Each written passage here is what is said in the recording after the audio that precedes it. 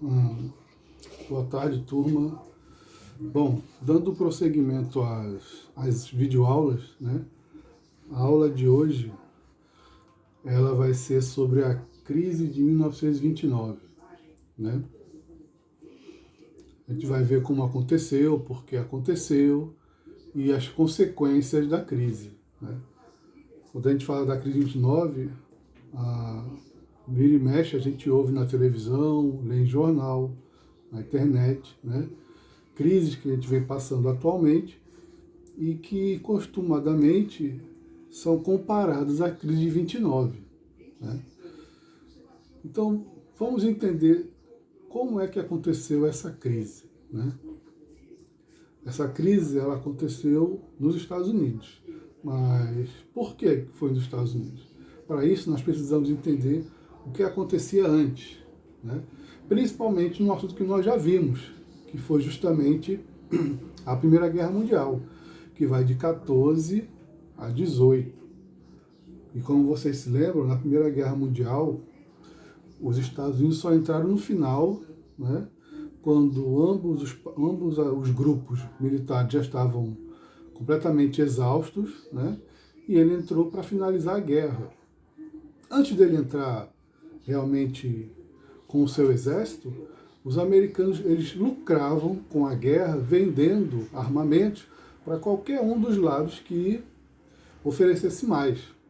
E quando eles entraram, além das questões econômicas, eles também vão ter vantagens políticas, se tornando então a principal potência do mundo.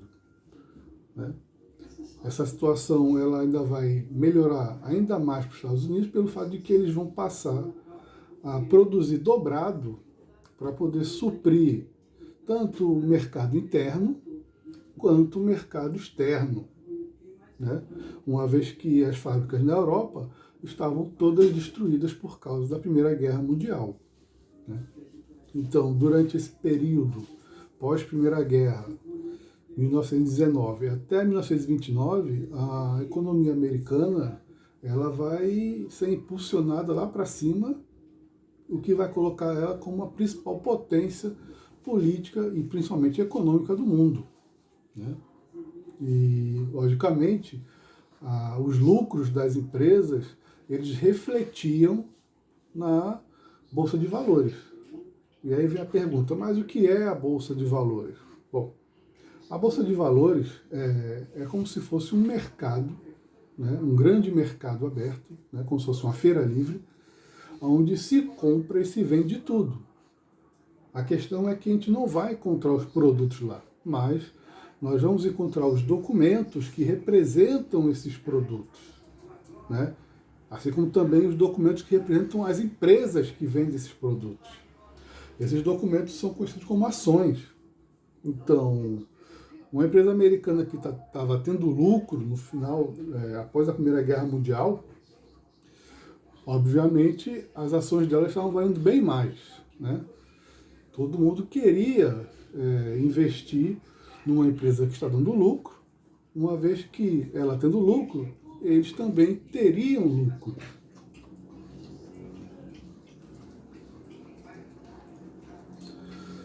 Mas a coisa boa não vai até o final, né? Bom, o que é que vai acontecer?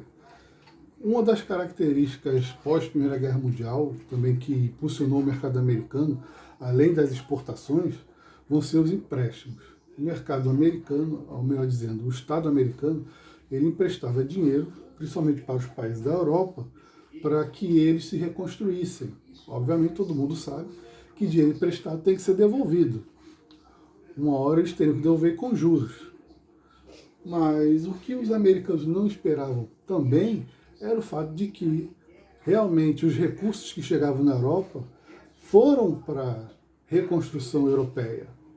E na metade da década de 20, de 1920, as indústrias europeias elas começaram a voltar a produzir. E ao começar a voltar a produzir, elas lentamente, gradativamente, iam comprando cada vez menos produtos americanos.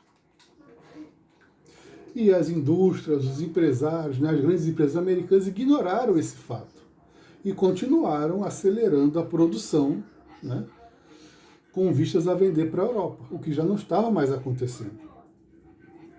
Aí vai haver uma contradição, né? O camarada está produzindo muito e não está tendo muito comprador, isso vai gerar uma crise de superprodução. E como os Estados Unidos naquele período ele era um país altamente capitalista, o que nós vamos ver a partir desse momento são tentativas de soluções capitalistas. E como se percebe, quando o empresário ele não está tendo lucro, para ele não ter prejuízo, ele vai cortar os custos. E esse corte de custos vai ser justamente em quê? Nos trabalhadores.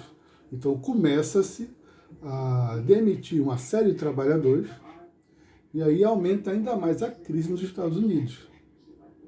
Porque eram os mesmos trabalhadores que consumiam os produtos que eram vendidos internamente.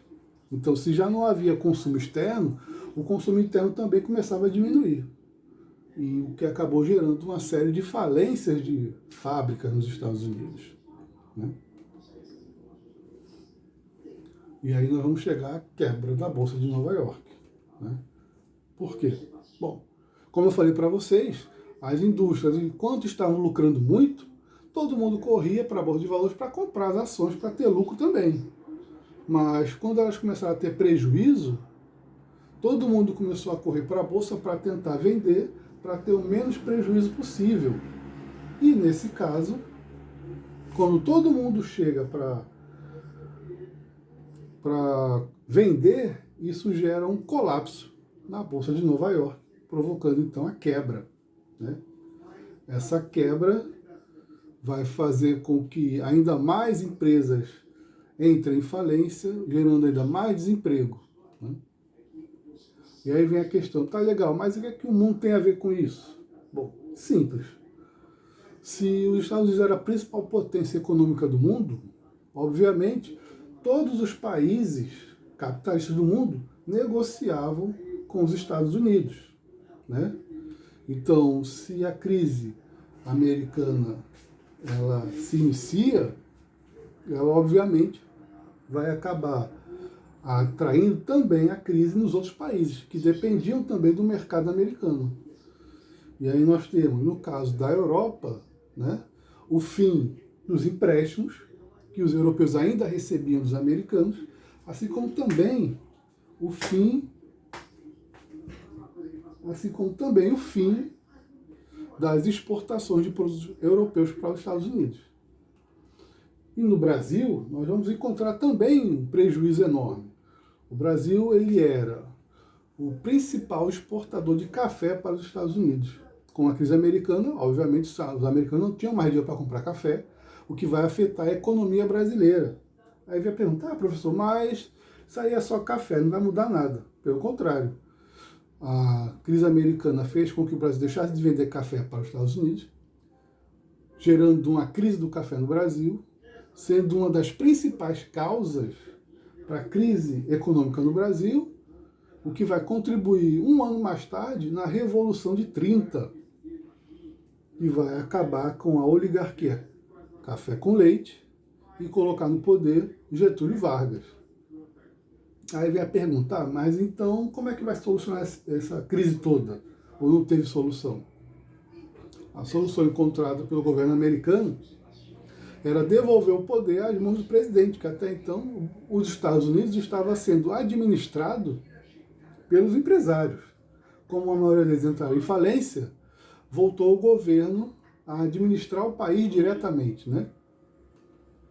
E aí o presidente americano, o Roosevelt, o Franklin Delano Roosevelt, ele então vai criar um plano para acabar com a crise dos Estados Unidos. Esse plano se chamaria New Deal, ou Novo Acordo. Qual seria a função dele? Bom, uma série de medidas que visavam recuperar a economia dos Estados Unidos e retomar o crescimento, né? Através de quê? Bom, desvalorização da moeda, né? Geração de empregos através da construção de obras públicas, e aí a economia ela lentamente voltava a se reaquecer. Claro que não foi da noite para o dia, né? Mas ela voltava a girar, o que acabou tirando o país da crise, né? E deu tão certo nos Estados Unidos que o próprio presidente ele acabaria se reelegendo mais 3 vezes, sempre utilizando, né, a questão de que ele criou o New Deal e tirou os Estados Unidos da crise. Bom, turma, eu espero que vocês tenham entendido. Qualquer dúvida, mais uma vez, podem enviar pelo Zap para me responder, né?